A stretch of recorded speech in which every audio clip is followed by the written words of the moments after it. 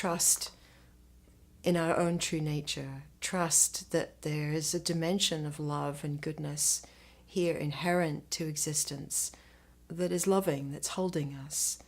Trust that there is grace that's guiding and directing our path. This is so important. The more we can trust, the more easily we can open into the new, the more we can allow what is familiar to dissolve, the more courage that we have on the path. Trust is what gives us the courage that we need to open into the new without defending, without collapsing, without controlling, without just picking up our familiar habits. And it also gives us the confidence that even though we might not know exactly how things will unfold, it gives us a sense that all is well and all will be well. So important on the path. Without that, we'll just get bumped back up to our old habits over and over again. So to really help cultivate deep trust, the trust that really supports us to open up on the path, there's certain practices that are really helpful to us. The first part of the practice is to explore honestly our relationship with trust itself. Some of the things that cause us to mistrust, and we all have them. For example, hurts from our past, moments in our history where it didn't feel like there was loving kindness or support or understanding, where we had to contract to hold ourselves and felt alone, that there was no support here. So a question that I invite people to inquire with that can take you very, very deep is the question, what limits your capacity to trust? So as you sit with that question now, what limits your capacity to trust? You might find that old memories surface. Or you might find that very young feelings surface, moments when you felt alone, where it felt like there wasn't anyone that really was there and understood you. So as we stay with that question, what limits your capacity to trust? Usually what comes up are very young feelings from the earlier stages of our life. So much about trust is instinctive, and many of our habits of mistrust are lodged in our body as patterns of tension and contraction and holding on. So it's really good as you hear this question come into you, what limits your capacity to trust? As you really sense your body as well and see what is it here that it feels like just can't let go.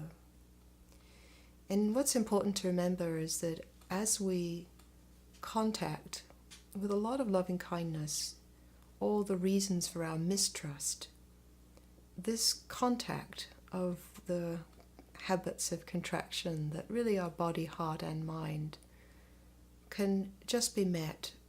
And so often these patterns, they really just need to be met with love and understanding. And in that meeting, so often they can melt. And that's a really important thing, that our habits of mistrust and all our reasons and the evidence from our past and the holding and the tension can just be met and just be allowed, just be contacted. And once we've explored our habits of mistrust, and I would recommend that you do this substantially, it's not just for a few rounds, but you really take that question and be with it as you go for a walk, or journal with it, or have a friend ask you that question for 20 minutes. Just let everything come up. Then we can sit with another question that is, what's holding you now? What's holding you now? So often, if you've had a very difficult history, what can happen is the immediate reaction can be nothing, I'm all alone. And that is certainly how it feels when we're caught in a habit of fear. It feels like we're all alone in a universe that isn't very friendly. It feels like there's no love here. And that's how the experience of being disconnected from our true nature can feel sometimes.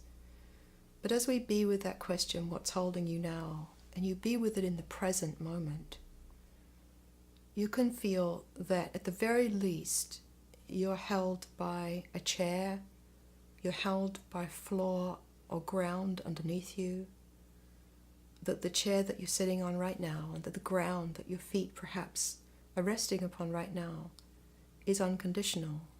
It doesn't demand that you be any particular way. It's just here. And if you take that further, you might notice that the air that you breathe in naturally is full of a substance you can't see with your eyes, oxygen, but without which you wouldn't be alive. So that shows us automatically that there's some goodness here, even at the most basic level of life, that doesn't deny what you've lived through, but that reminds you that in this moment, in every present moment, there's a loving, palpable, unconditional goodness, lovingness, beneficence that's inherent and that's holding you right now. And you could take that further and further. In this moment, there are beings in monasteries across the world praying for your peace and your liberation that you will never know and may never meet.